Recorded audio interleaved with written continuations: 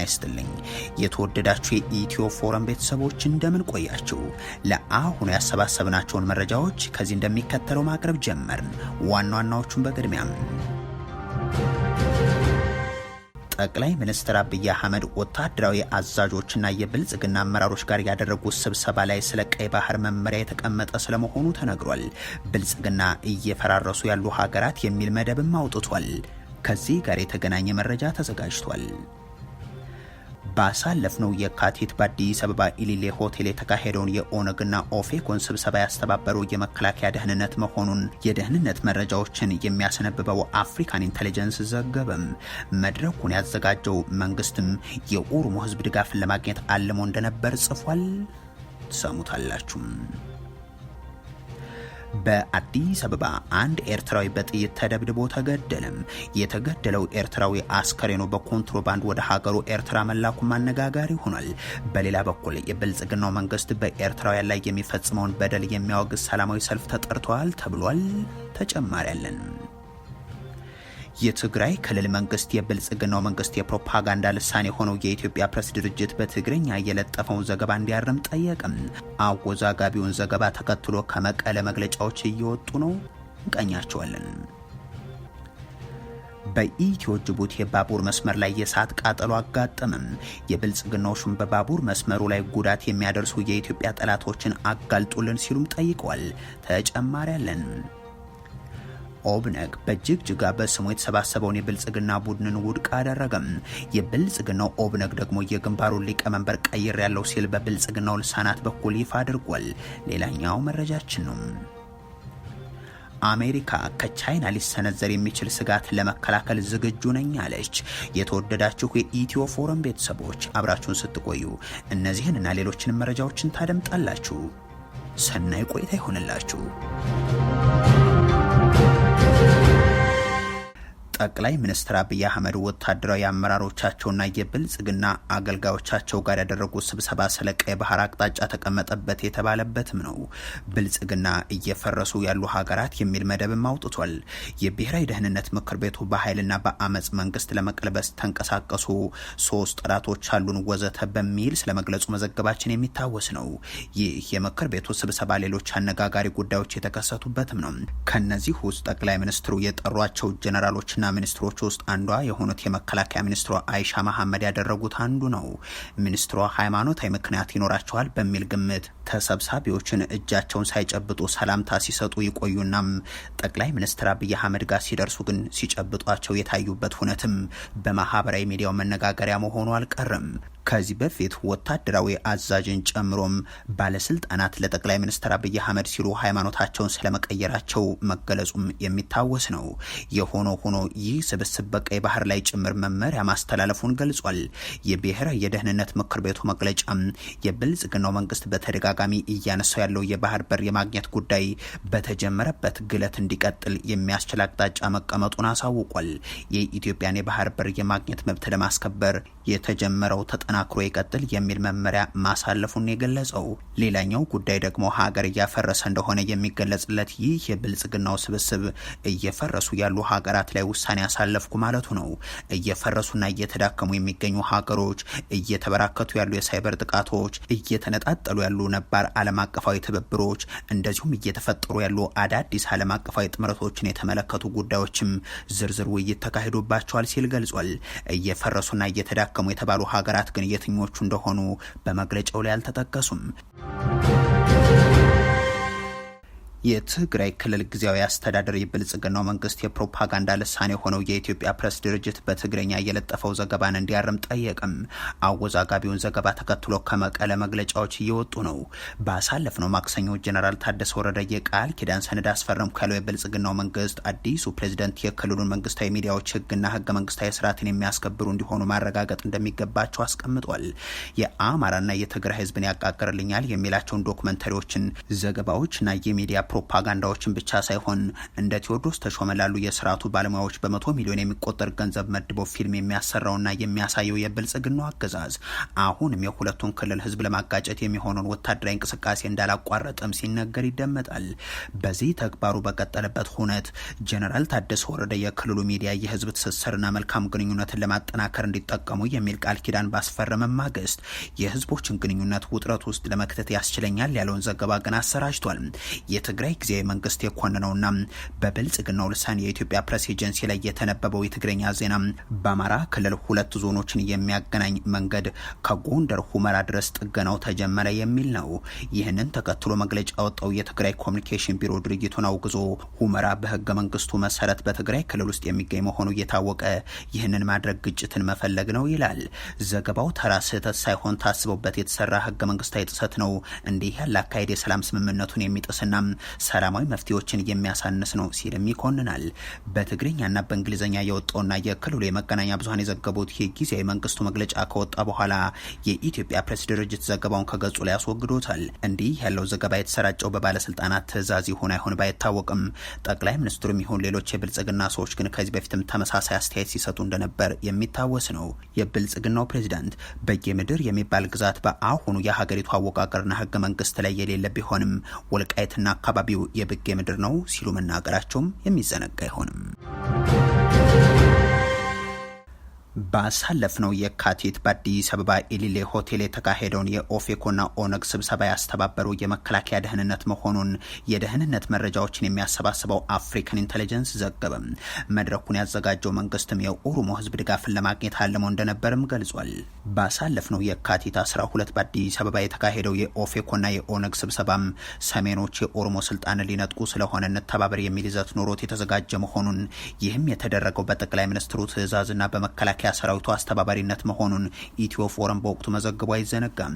በስብሰባው ላይ የመከላከያ ደህንነት ኃላፊው ጀነራል ጌታቸው ጉዲናና ሌሎችም ሲቪል ሰላዮች ተገኝተው እንደነበር የገንዘብ ምንጩም የፊልድ ማርሻሉ ቢሮ መሆኑን መግለጻችንም ይታወሳል። ይሁን እንጂ ይህንን ጉዳይ የኦፌኮ ሊቀመንበር መረራ ጉዲና በከፊል ሲያስተባብሉት፣ የኦሮሚያ ክልል መንግስት ደግሞ በጉዳዩ ላይ መንግስት የሌለበት ለማስመሰል ሲጥር እንደነበርም የሚታወስ ነው። ስለ ጉዳዩ ከወራት በኋላ የምርመራ ሪፖርቱን ያስነበበው አፍሪካን ኢንተለጀንስ ከየካቲት 12 እስከ 15 የተካሄደው የኢሊሌው ስብሰባ ካሜራዎች የተከለከሉበት፣ ጀነራል ጌታቸው ጉዲናና ምክትላቸው ደምስ ሳመኑ የታደሙበት፣ ሌሎች 8 የደህንነት ሰራተኞች ከብሔራዊ መረጃና ደህንነት አገልግሎትም የተገኙበት፣ ሙሉ ወጪውን መከላከያ እንዲሸፍነው የተደረገ ነው ብሏል።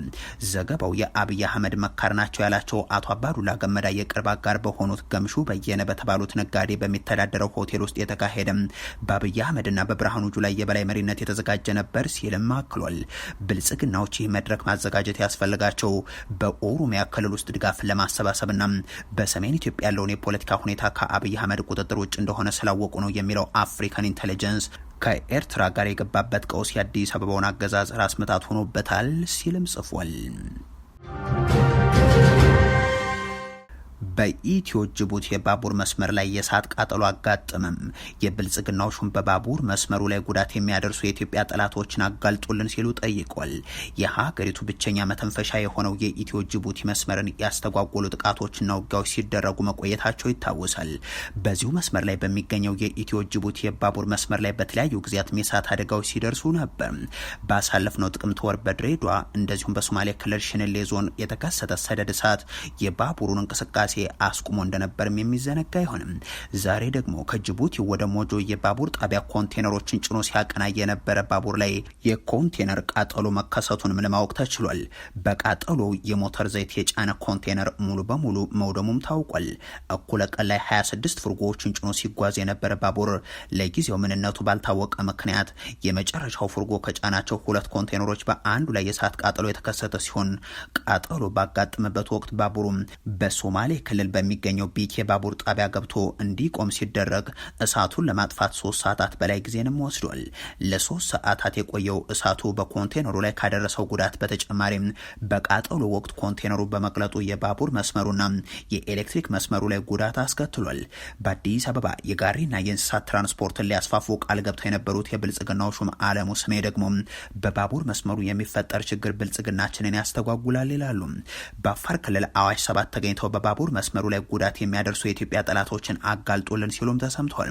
የኢትዮ ጅቡቲ መስመርን ለመዝጋት ከተንቀሳቀሰው የኦሮሞ ነጻነት ሰራዊት ጋር ተዋጋው ሲል የመከላከያ ሰራዊቱ በቅርቡ መግለጹም የሚታወስ ነው። የብልጽግናው ፕሬዝደንት አብይ አህመድ ደጋግመው የሚያጣጥሩትና እዳውን መክፈል የማይችል ብለው የሚያራክሱት የኢትዮ ጅቡቲ የምድር ባቡር በዋናነት ለሰው ሰራሽ አደጋዎች እንዲጋለጥም በተደጋጋሚ ሆኗል። የምድር ባቡሩ ለኦሮሚያ ክልል ከ10 ሚሊዮን ብር በላይ፣ ለሶማሌ ክልል ከ16 ሚሊዮን ብር በላይ፣ ለአፋር ክልል ደግሞ ከ1 ሚሊዮን ብር በላይ ንብረት ገጭቷል በሚል ሲከፍል እንዲቆይ ያደረጉት የብልጽግናው ሰዎች ይህንንም ያደረጉት ከህግ ውጭ ነው ሲሉ የምድር ባቡር ኮርፖሬሽን ስራ አስፈጻሚ የሆኑት ታከለ ኡማ መናገራቸውም የሚዘነጋ አይሆንም።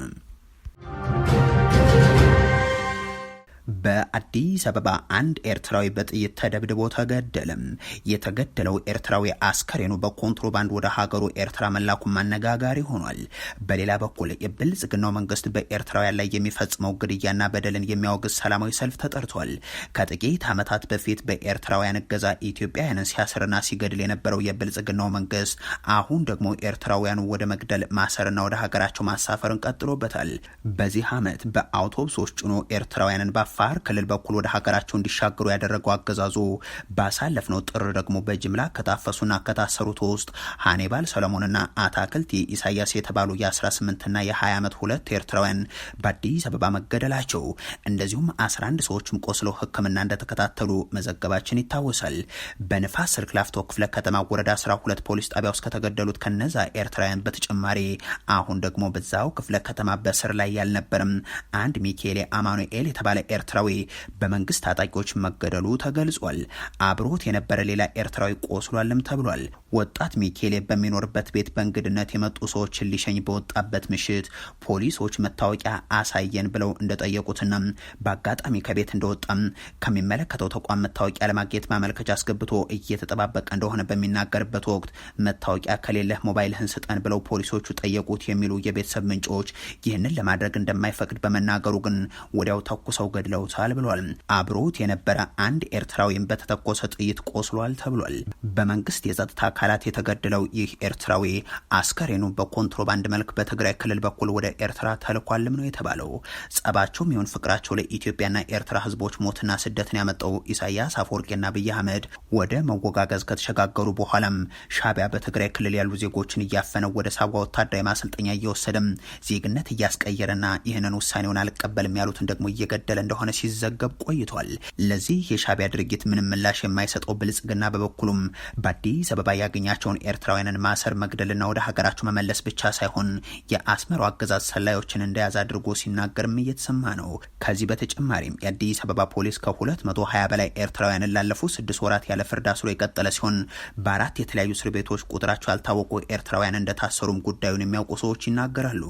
ይህንን ኤርትራውያን ላይ እየደረሰ ነው የተባለውን በደል የሚያወግዝ ሰላማዊ ሰልፍም ተጠርቷል። በሚቀጥሉት ቀናት በቤልጅየም ብራስልስ ይካሄዳል የተባለለት ይህ ሰላማዊ ሰልፍ የአዲስ አበባው መንግስት በኤርትራውያን ላይ አደረሰ የተባለውን ይህንን በደል የሚያወግዝ ስለመሆኑ ነው የተሰማው። ኦብነግ በጅግጅጋ በስሙ የተሰባሰበውን የብልጽግና ቡድን ውድቅ አደረገም። የብልጽግናው ኦብነግ ደግሞ የግንባሩን ሊቀመንበር ቀይር ያለው ሲል በብልጽግናው ልሳናት በኩል ይፋ አድርጓል። አገዛዙ የራሱን የተቋሚ ፓርቲዎችን ፍንካቾችን የፈጠረው እንደ ኢዜማና አብን ባሉት ፓርቲዎች ውስጥ ብቻ አይደለም። የሰላም ስምምነትን የተፈራረማቸው ኦብነግና ኦነግ ላይ ጭምር እንጂ። በአስመራ ከነዚህ ሁለት ድርጅቶች ጋር ስምምነት የፈጸመ ሲሆን ይህን ስምምነቱን መጣሱን ተከትሎ በኦሮሚያ ክልል የትጥቅ ትግል ተቀስቅሷል። በሰላማዊ መንገድ የሚታገለው የዳውድ ኢብሳው ኦነግንም ቢሮዎችን ከመዝጋት ሊቀመንበሩን የቁም እስረኛ ከማድረግ ባሻገር የቀጀላ መርዳሳ የሚል የበለጸገ ኦነግንም ፈጥሯል። በቅርቡ የአስመራው ስምምነትን ጥሷል ያለው የብልጽግናው አገዛዝ ላይ የትጥቅ ትግል ያወጀው ኦብነግ ደግሞ ሌላኛው አብነት ነው። የራሱ መንግስት ተቋም የምርጫ ቦርድ ከማያውቃቸው የኦነግም የኦብነግም ድርጅቶች ጎን ለጎን ጅግጅጋ ላይ ያደራጀው የብልጽግናው ኦብነግም አለ። ኦብነግ መግለጫ ባወጣው ቁጥር ማስተባበያ እንዲሰጥና በአገዛዙ ልሳናትም እንዲተላለፍለት የሚደረገው የስብስብ ከሰሞኑ ስብሰባ አደረግኩ ብሏል። አዲስ ሊቀመንበር መረጡ ሲል ያሳወቀው ደግሞ በነፋናና ኢቲቪ በኩል ነው። የብልጽግናው ኦብነግ ማዕከላዊ ኮሚቴ አብዱል ከሪም ሼክ ሙሴ ወይንም ቀልቢ ደጋ የተባሉትን ተጠባባቂ ሊቀመንበር አድርጎ ሰየመ ሲሉም እነዚህ የመገናኛ ብዙሃን ዘግቧል። ከኃላፊነታቸው በተነሱት አብዱራህማን ማሃዲ ምትክም የግንባሩ ተቀዳሚ ምክትል ሊቀመንበር የነበሩትን አብዱ ከሪም ሼክ ሙሴ የግንባሩ ተጠባባቂ ሊቀመንበር አድርጎ ሰይሟል የሚለውን በማከል ኦብነግ ለብልጽግናው ኦብነግ ምላሽ ሰጥቷል። ጅግጅጋ ውስጥ የድርጅቱ ማዕከላዊ ኮሚቴ አባላትንን በማለት የተሰባሰቡ አካላት መንግስት ያደራጃቸው ግለሰቦች ናቸው ሲልም ነው ያጣጣለው። መንግስት በምርጫ ቦርድ ታዛቢነት የተወሰኑ ግለሰቦችን አደራጅቶ በድርጅቱ ስም ስብሰባ እንዲካሄድ ማድረጉ አስመራ ላይ የተፈረመውን የሰላም ስምምነት ይጥሳል በማለትም ግንባሩ ድርጊቱን አውግዟል። የብልጽግናው መንግስት ብቸኛው ስኬቱ ተቃዋሚዎችን መከፋፈሉ መሆኑን የሚቀርቡት ሰዎችም የሚናገሩለት ነው። ጠንካራ ጎኑ ተቃዋሚ ድርጅቶችን ማፍረስ ነው፣ መበተን። በዚህ በጣም ተሳክቶለታል እና ከዚህ የበለጠ ምንም የሚጨምረው ነገር የለም። አሜሪካ ከቻይና ሊሰነዘር የሚችል ስጋት ለመከላከል ዝግጁ ነኝ አለች። የዓለም አንደኛና ሁለተኛ ሀብታም ሀገራት አሜሪካና ቻይናም በኢኮኖሚያዊና ፖለቲካዊ መስክ የገጠሙት እሰጥ አገባ እየተባባሰ ነው። የአሜሪካ የመከላከያ ሚኒስትር በቅርቡ ቻይና ጃፓንና ደቡብ ኮሪያን ታስፈራራለች፣ አሜሪካ የፓናማ ወደብን ለመጠቅለል የምታደርገው ጥረትን ታደናቅፋለች በማለት ወንጅለው ነበር። ሚኒስትሩ ከቤጂንግ ሊሰነዘር የሚችል ያሉትን ስጋት ለመቋቋም አሜሪካና ተባባሪዎቿ ዝግጁ ናቸውም ብሏል። የቻይና የመከላከያ ሚኒስትር ቃል አቀባይ በበኩላቸው አሜሪካን በስም ሳይጠቅሱ የሚመለከታቸው ያሏቸውን ሀገራትን ከስህተታቸው እንዲታቀቡ ማስጠንቅቀዋል። የሚመለከታቸው ሀገራት የሐሰት አስተያየት ከመስጠት እንዲቆጠቡ እናሳስባለን። የእስያ ፓሲፊክ አካባቢ ለጂኦፖለቲካዊ ፉክክር መጠቀም ማድረጋችሁን አቁሙ፣ የፖለቲካና ወታደራዊ ፍጥጫውን አቁሙ፣ በአካባቢው የሚኖረውን ህዝብ ጸጥታና ደህንነት ማወካችሁንም አቁሙ ሲሉ በማስጠንቀቅ ቻይናና አሜሪካ የገቡበት የታሪፍ እሰጥ አገባም እንደዚሁ የሚታወቅ ነው። የተወደዳችሁ የኢትዮ ፎረም ቤተሰቦች ለአሁን ያሰባሰብናቸው መረጃዎች ይህንን ይመስሉ ነበር። አበቃን። ቸር ያሰማን።